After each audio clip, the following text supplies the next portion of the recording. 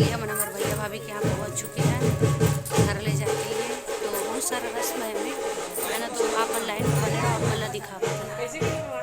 तो अभी दातुन कराए जाते हैं, ये रस्म है।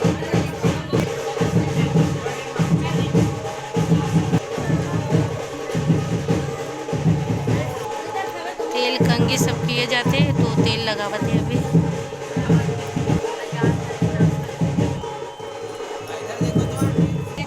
ठीक है एलोती भागे मत, दर्पण दिखावते।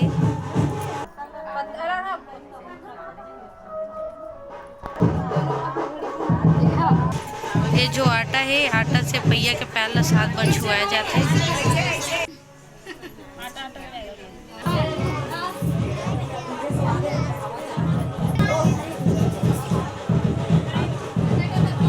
तो फाइनली हम अपन भाभी ला अपन भैया ला घर लेके जाते हैं।